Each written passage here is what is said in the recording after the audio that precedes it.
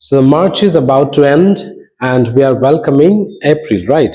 And April is the month of tension for most of the students who are from the government school because তাদের first summative exam কিন্তু next মান্থে মানে 1 তারিখ থেকে শুরু হচ্ছে অনেক স্কুলে, আবার কোন স্কুলে আছে ফার্স্ট উইকে, মানে ফার্স্ট উইকের এন্ডিং এ শুরু হচ্ছে। So that's why students are very serious and they're very much worried also. যে স্টুডেন্টরা অলরেডি গ্রামার সেকশনস গুলোকে ভালো করে সলভ করেছে তাদের জন্য it's a good news and they are very excited to sit for the examination. But on the other hand, যে student একটু উইক আছে বা গ্রামার সেকশনস গুলোকে কমপ্লিট করতে পারেনি বা বুঝতে পারেনি, this is a very serious moment for them. এত তাড়াতাড়ি কি করে তারা চ্যাপ্টার্স গুলোকে কমপ্লিট করবে? তো ক্লাস 9-এ যারা আছো বা 10-এ যারা আছো, ভয়েস চেঞ্জ কিন্তু একটা খুব গুরুত্বপূর্ণ পার্ট। এবার ভয়েস চেঞ্জ আমরা কি জানি যে অধিকাংশ স্টুডেন্টরা যারা নাকি ভয়েস চেঞ্জে ভালো, তারা কি করছে, ভয়েস চেঞ্জের যে 3টা এবং 4টা রুলস কে মুখস্থ করে রেখেছে। But that is not enough if you want to be expert in voice change like active and passive voice. Only knowing that passive voice formulas based on the tense is not enough to be expert in this section, right? So regarding voice change, তো তোমরা কিন্তু সূত্রগুলোকে মনে রেখো। Voice চেঞ্জে যে 4টা সূত্র আছে যেগুলো দিয়ে 90% কোয়েশ্চেন কিন্তু অ্যাটেন্ড করা যায়, সেগুলো কি? Number 1, present indefinite, present continuous, present perfect. আর প্রেজেন্ট পারফেক্ট কন্টিনিউয়াস কে আমরা প্যাসিভ সেন্সে সচরাচর করি না, so you have to avoid this formula and structure. আর লাস্টে যেটা আছে যেটা নাকি ফিউচার টেন্স কে কভার করে সেটা হলো মডাল প্যাসিভ।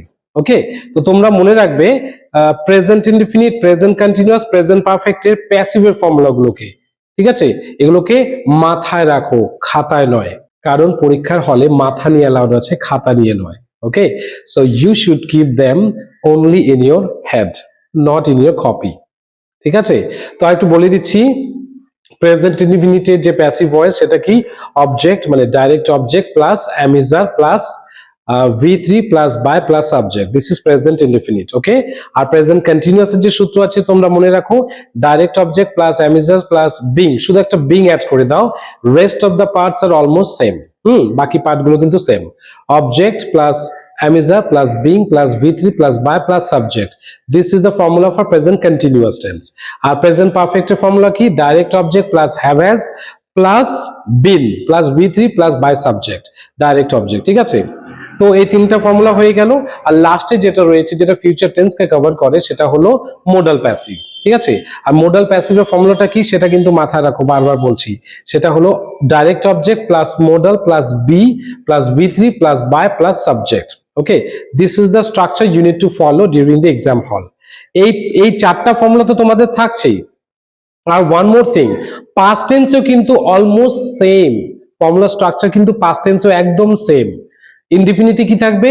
ওই অ্যামিজারটাকে শুধু ওয়াজ ওয়্যার করে দিতে হবে and the remaining things will be same.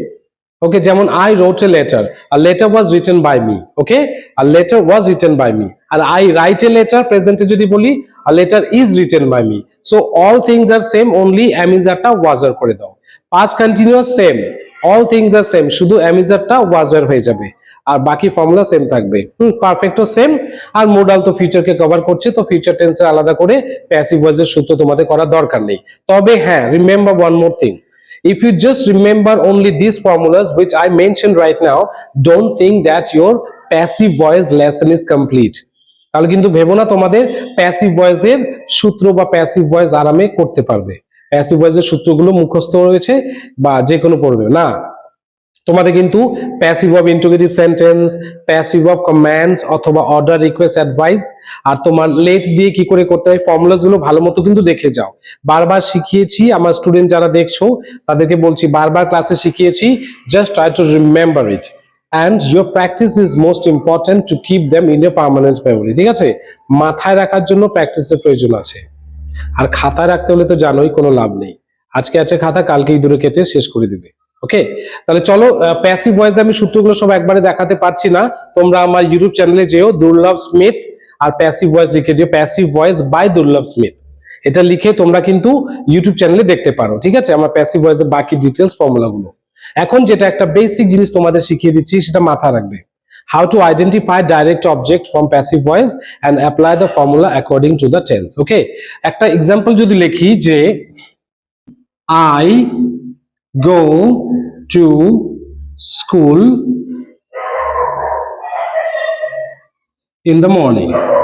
I go to school in the morning. তো এইটা যদি থাকে তাহলে তোমরা কি করে প্যাসিভ করবে এই সেন্টেন্সটাকে, I go to school in the morning. ঠিক আছে, দেখো তোমরা চেষ্টা করে দেখো। তবে হ্যাঁ, এটা কিন্তু প্যাসিভে হবে না। প্যাসিভে কেন হবে না? প্যাসিভ না হওয়ার পেছনে কারণ হলো ডাইরেক্ট অবজেক্ট। তোমরা দেখে থাকবে যে ফর্মুলা বলার সময় বারবার আমি কিন্তু ডাইরেক্ট অবজেক্টটাকে বলছিলাম, তাই না? তো ডাইরেক্ট অবজেক্ট কাকে বলে সেটা ভালো করে বুঝে নাও। আর তোমরা যদি না জেনে থাকো বা তোমরা যারা দেখছো তোমাদের টিচাররা যদি না শিখিয়ে থাকে, তাহলে কিন্তু এই ভিডিওটা দেখে তোমরা শিখে নিতে পারো। ডাইরেক্ট অবজেক্ট কাকে বলি? ভার্বকে যখন আমরা কি দিয়ে প্রশ্ন করি তখন যে অ্যান্সারটা বেরিয়ে আসে এই অবজেক্টের পার্টে, মানে ভার্বের ডান দিকে, তাকে আমরা ডাইরেক্ট অবজেক্ট বলি। ঠিক আছে? আর যদি কাকে দিয়ে প্রশ্ন করি তাহলে আমরা ইনডাইরেক্ট অবজেক্টকে পেয়ে যাই। যেমন ধরো, I go to school every day. তো এখানে আমরা কাকে স্কুলে যাই হয় না, উত্তরটা আসছে না, মানে এখানে ডাইরেক্ট অবজেক্ট নেই। আর এটা হলো ডাইরেক্ট অবজেক্ট না থাকলে ভাববা এটা হলো ইনট্রানজিটিভ ভার্ব। ওকে, ইনট্রানজিটিভ ভার্ব।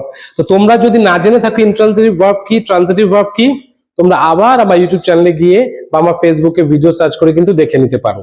বা তার থেকেও বেশি, if you want to learn directly from me on the live classes, you can pick up the numbers that is flashing on the screen. আমি তোমাদেরকে লাইভ ক্লাসে এসে ফ্রি ক্লাসে বুঝিয়ে দেবো এভরি উইকেন্ডে। ঠিক আছে? তবে you have to be very serious. Okay, তাহলে এটা প্যাসিভ ভয়েস সম্ভব না। I go to school in the morning, এটা প্যাসিভ ভয়েস সম্ভব না। সম্ভব না হওয়ার কারণ আবার বলে দিচ্ছি, এখানে ডাইরেক্ট অবজেক্ট নেই। আর এখানে ভার্বটা যে রয়েছে ইনট্রানজিটিভ ভার্ব, যেটার জন্য প্যাসিভ করাটা সম্ভব না। কিন্তু এখন যদি বলি I draw a picture, I draw a picture in the class, in the class. হ্যাঁ, I draw a picture in the class. দেখো এখানে কি আছে? ড্র। ড্র মানে কি? ভার্বের ফার্স্ট ফর্ম, তাই না? বেস ফর্ম যেটা ড্র। ড্র মানে কি বোঝাচ্ছে? Verb one. ভার্ব ওয়ান মানে প্রেজেন্ট টেন্স। ঠিক আছে? তো এবার ওই যে বললাম একটু আগে, প্রেজেন্ট ইনডিফিনিটিভ ফর্মুলাটা বসাও। Object plus am is are plus V3 plus by plus subject. আর এখানে দেখো কি ড্র, কি মানে কি ড্র করছি, কি দিয়ে প্রশ্ন করো, কি ড্র করছি। তাহলে কি ড্র করছি দিয়ে প্রশ্ন করলে পিকচারটা আসবে। এই পিকচারটা হলো ডি অবজেক্ট, মানে ডাইরেক্ট অবজেক্ট। তো তোমরা খেয়াল রেখো, আমরা ভার্বকে কি দিয়ে প্রশ্ন করলে ডাইরেক্ট অবজেক্ট পাই, আর যে ডাইরেক্ট অবজেক্ট ছাড়া আমরা প্যাসিভ ভয়েস কখনো সলভ করতে পারি না। So you have to remember this before you attempt to make active voice into passive. Okay? তাহলে ডাইরেক্ট অবজেক্টটাকে আগে বসাও। a picture বসিয়ে দিলাম। তোমরা না দেখতে পারলে ভালো করে শুনে নাও। পঞ্চ ইন্দ্রিয় দিয়েও কিন্তু আমাদের শিখতে হয়। ঠিক আছে? চক্ষু, কর্ণ, নাসিকা, জিহ্বা, ত্বক। যদি ঠিক মতো দেখতে না পারো তাহলে কান দিয়ে শোনো। ঠিক আছে? বাস। তাহলে a picture is draw, draw এর থার্ড ফর্ম কি? drawn. I'm just simply applying the formula that I remember. ঠিক আছে? আমি যে ফর্মুলাটা, সূত্রটা মুখস্থ কিছু ওটাই বলছি, আমি নতুন কিছু না কিন্তু। আমি বা তোমরা যারা শিখছো একই, কিন্তু ব্রেন সেমই একই আমাদের, শুধু মনে রাখছি আমি আর তোমাদেরকে মনে রাখতে হবে। A picture is drawn কোথায়? ইন দা ক্লাসটাকে আমরা আগে দিয়ে দিই, in the class by me, অথবা a picture is drawn by me in the class, দুটো লিখতে পারো। তবে কি, অ্যাক্টিভ ভয়েস যেরকম, প্যাসিভ ভয়েস আর অ্যাক্টিভ ভয়েস দুটো কিন্তু একদম উল্টো।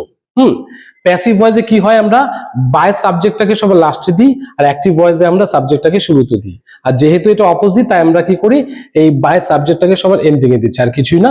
তাছাড়া তোমরা কিন্তু ইন দা ক্লাসটাকে পরেও লিখতে পারতে, ইট ডাজন্ট ম্যাটার, বাট এটা sounds better, that's why I রোট by me at last. তাহলে কি হলো? a picture is drawn in the class by me. তো কি করলাম এখানে, আমি ডাইরেক্ট অবজেক্ট পিকচারটাকে আগে আনলাম, তারপরে অ্যামিজার বসালাম according to the formula that I remember, and I'm telling you to remember too.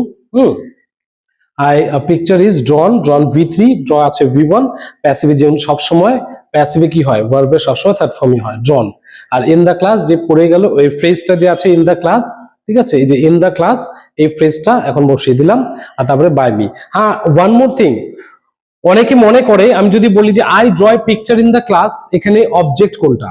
তো অনেক স্টুডেন্টরা আছে আ পিকচার ইন দা ক্লাসকে অবজেক্ট বলে দেয়, but this is a mistake, this is a very grave mistake. Okay, so a picture in the class is not the object.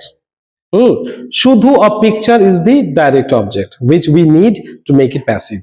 R in the class যেটা আছে ওটা একটা phrase অথবা complement বলতে পারো। তো ফ্রেজ কাকে বলে, কমপ্লিমেন্ট কাকে বলে, আর এদিকে তোমার ওই ডাইরেক্ট অবজেক্ট কাকে বলে, ইনডাইরেক্ট অবজেক্ট কাকে বলে, এগুলো কিন্তু ভালো মতো তোমাদের টিচারের থেকে শিখে নেবে। আর যদি না শিখে থাকো বা টিচাররা যদি না শিখিয়ে থাকে, then you can follow my page, my YouTube channel, or you can directly contact me to attend my live classes that is completely for free. যেটা আমার যারা আমার ফেসবুকে রয়েছে তাদের জন্য আমি উইকলি একদিন করে একটা লাইভ ক্লাসেস দেবো গ্রামার সেকশনকে আরো বুস্ট করার জন্য, because grammar is very important if you want to be confident in English, no matter what. ঠিক আছে, গ্রামার কিন্তু ইম্পর্টেন্ট রয়েছে। আর হ্যাঁ, আরেকটা এক্সাম্পল দিয়ে দিই, যেটা ইনডাইরেক্ট অবজেক্ট দিয়ে, এটা তো ডাইরেক্ট অবজেক্ট না, এবার ইনডাইরেক্ট অবজেক্ট কাকে বলি দেখিয়ে দিই একবার। যেমন গ্র্যান্ডমা, গ্র্যান্ডমা, তোমরা লিখে নিও, grandma told me a story. Grandma told me a story last night, বলে দিলাম last night, এটা আমি লাস্টে অ্যাড করে দিলাম। আচ্ছা, grandma told me a story last night, তো এটাকে প্যাসিভ করলে কি করব আমরা, এখানে কিন্তু দুটো জিনিস রয়েছে, দেখো কি দিয়ে কি বলেছিল, a story, this is called direct object, কি দিয়ে আমরা কি বলি, ডাইরেক্ট অবজেক্টকে বের করি। মনে রাখবে what মানে কি, এটা দিয়ে কি যে অবজেক্টটা বের হয় এটাকে বলি আমরা ডাইরেক্ট অবজেক্ট। আর whom মানে কাকে, এখান দিয়ে আমরা কাকে দিয়ে প্রশ্ন করে আমরা ইনডাইরেক্ট অবজেক্টকে বের করি। তো এখানে grandma told me a story last night, তো গ্র্যান্ডমা আমাকে লাস্ট নাইট একটা স্টোরি বলেছিল। তো সুতরাং এখানে দেখো আ স্টোরি হলো ডাইরেক্ট অবজেক্ট বা ডি অবজেক্ট, যেটা আমাদের ভয়েস চেঞ্জে লাগে। আর মি হলো কাকে, কাকে দিয়ে প্রশ্ন করো, গ্র্যান্ডমা কাকে বলেছিল গল্প, আমাকে, দেখো এখানে আমাকে রয়েছে তাই না, তো আমাকে হলো ইনডাইরেক্ট অবজেক্ট।